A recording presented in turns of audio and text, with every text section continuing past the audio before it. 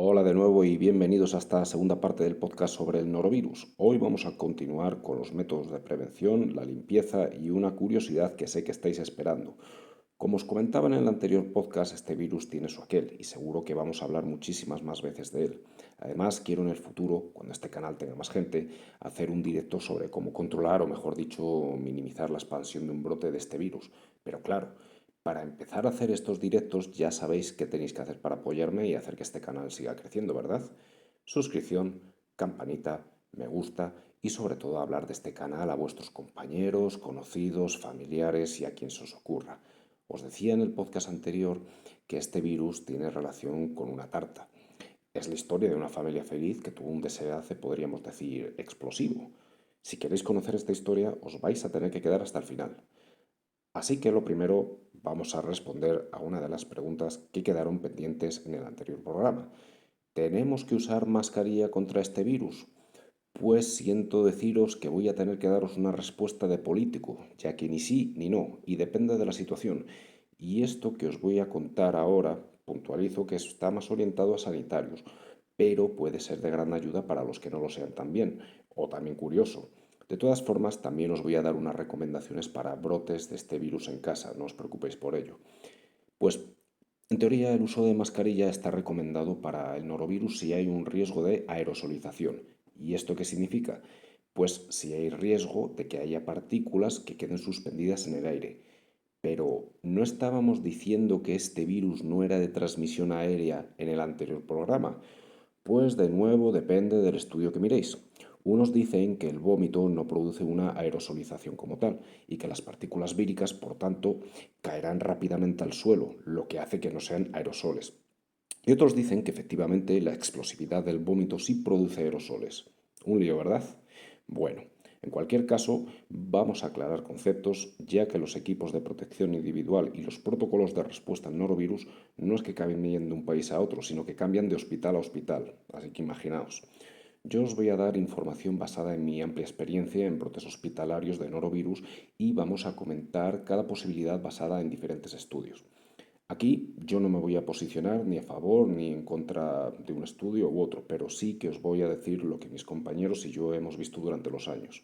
Bien, pues si aceptamos los estudios que dicen que el vómito produce una aerosolización del norovirus, y aquí haremos un podcast corto para explicar los aerosoles y el tamaño de las gotas a la hora de la transmisión, pues bien, si aceptamos esto, significa que tenemos que usar una mascarilla de alta protección. Como ya todos sois expertos debido a ese bicharraco del 2020, ya sabéis un poco de mascarillas. No obstante, también haremos un programa sobre ellas. La verdad es que, madre mía, si es que voy pensando y hablando y ya tengo programas para al menos 2 años. Pero en fin, perdón, que me estoy desviando un poco. La pregunta es, con las mascarillas, ¿cuáles son las mascarillas de alta protección? Pues como ya sabéis, son las famosas FFP2 o FFP3. ¿Y esto qué significa? Pues que una mascarilla quirúrgica, si estamos diciendo que hay aerosoles, no va a proteger lo suficiente como para evitar una infección. Ahora seguro que estáis pensando, pues muy bien, me pongo una mascarilla de alta protección y no hay problema. Error. Otra cosita muy importante que no se hizo durante el problema del 2020. Para usar estas mascarillas de alta protección se necesita una prueba llamada prueba de ajuste, para lo cual haremos también un programa. Pero básicamente os digo que esta prueba consiste en asegurar que el modelo de mascarilla de alta protección que vayáis a usar se ajusta adecuadamente a vuestra cara para que no entre ninguna partícula infecciosa. Como veis, si hay que usar mascarilla, hay que usarla bien, si no es como no llevarla. Y por cierto, comentario así. Estoy un poco harto de no poder decir el nombre del susodicho bicharraco, ya que enseguida aparecen mensajitos gubernamentales con información de, entre comillas, expertos. Así que, si se os ocurre un nombre mejor que bicharraco, ya sabéis, a comentarios. Pero bueno, bien, si no consideramos que se producen aerosoles, en ese caso no habría necesidad de llevar una mascarilla de alta protección y valdría simplemente con una quirúrgica.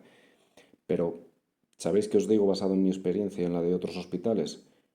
Que no importa la mascarilla que llevéis, si estás delante de alguien en el momento que vomita, te vas a infectar, lleves lo que lleves. Salvo, claro, que seas de los que tienen suerte y son resistentes al virus o lleves un traje de protección completo como los que se usan contra el ébola y que ya os digo que hasta donde yo sé no se usan contra el norovirus. Es decir, que la teoría dice que el uso de mascarillas es correcto, pero la práctica nos dice que da igual. Y luego también hay otros estudios que dicen que llevar mascarilla en realidad aumenta, de acuerdo, el riesgo de infectarse en el momento de retirársela, por lo que en otros sitios directamente no se usa. En definitiva, ¿cuáles son las recomendaciones de protección a seguir en este caso? Pues como os he dicho, en cuanto a la mascarilla, lo que os digan en vuestros centros. Pero tener en cuenta lo que os he contado aquí. Yo nunca la he llevado y nunca me he infectado trabajando en infectología. Y sé que no soy inmune porque sí que me he cogido este virus antes de trabajar en infectología. Pero además de la mascarilla, hay otros elementos que se usan como protección, claro, y son la pantalla o el visor, el mandil largo o corto, dependiendo de la situación que estemos, y a veces calzas para cubrir los zapatos o los zuecos. Todo esto lo vamos a ver, como he dicho antes, cuando hagamos el directo sobre control de brotes. Por cierto, esto no es todo con este virus, ya que os dije que es un pequeño mamoncete. Si habéis escuchado el podcast de higiene de manos, si no lo habéis hecho, ahora ya sabéis lo que tenéis que hacer después, pero en cualquier caso, este virus tiene una cubierta muy resistente que le permite sobrevivir al alcohol gel o gel hidroalcohólico, como prefiráis llamarlo, y también a la mayoría de productos de limpieza. Es decir, que para asegurar que el virus no quede en vuestras manos, el alcohol gel no va a funcionar. Necesitáis usar agua y jabón. Y para limpiar superficies, primero debéis usar un producto con detergente y después una solución de agua con lejía en una concentración de 1000 a 5000 partes por millón. Esto es para rematar al bicho.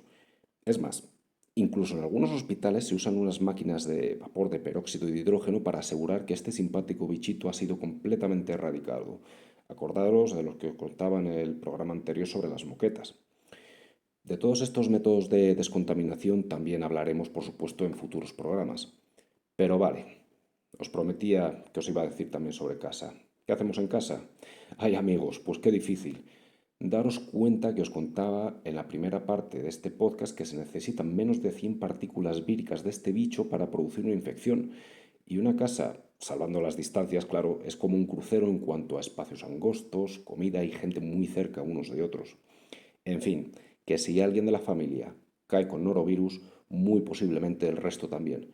No obstante, se puede intentar hacer cosas para evitar la infección, como mantener al familiar afectado en su habitación y que use un baño para él solo si esto es posible, claro, y sobre todo limpiar todas las superficies con las que haya podido estar en contacto.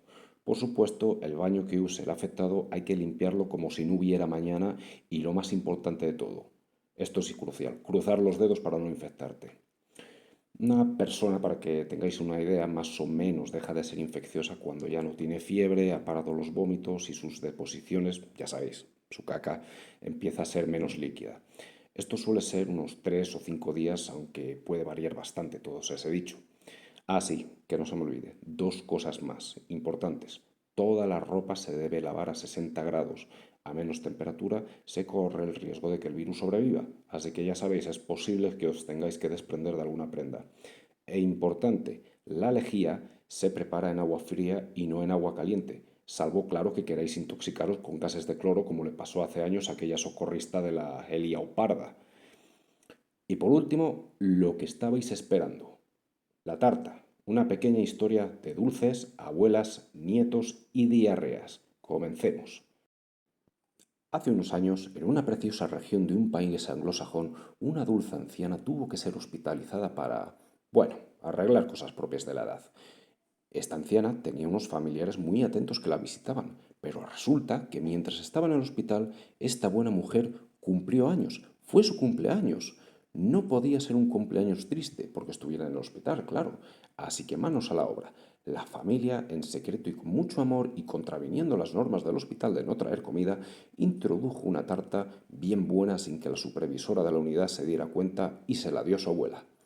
Qué felicidad más grande poder comer una tarta tan rica y compartirla con sus compañeras de habitación además. Pero algo extraño pasó. Pasado 2 días, el equipo de prevención y control de enfermedades infecciosas recibió una llamada desesperada. En la unidad había varios pacientes con diarrea y vómitos explosivos. Todo ocurrió de repente y la supervisora y el personal de la unidad no entendía qué había pasado. Todos habían estado bien, nadie había tenido ningún síntoma antes. ¿Qué había ocurrido? El equipo de prevención y control de infecciones envuelto en una aura épica, acudieron al rescate. Pero desgraciadamente, lo que fuera que estaba causando los síntomas se había extendido por toda la unidad y algunos trabajadores empezaban también a sentirse mal. Solo había una solución, que era cerrar la unidad e impedir que la gente, ya fueran pacientes o personal, entraran o salieran de la unidad, salvo causa mayor y con un control estricto por parte de los infectólogos, para así evitar la expansión a otras unidades. Aún así, hubo 2 casos en una unidad contigua, pero por suerte, al estar todos ya preparados, se pudo controlar. Pasaron los días y la situación se fue controlando, pero todavía no se sabía qué había pasado hasta que ¡pas!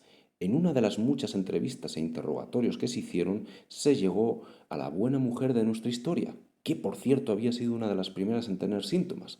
Se descubrió que había comido una tarta y esa tarta la habían hecho con muchísimo amor sus nietos que, tachán, habían tenido diarrea y vómitos el día que la prepararon, introduciendo sus manos llenas de partículas fecales con virus en el delicioso dulce.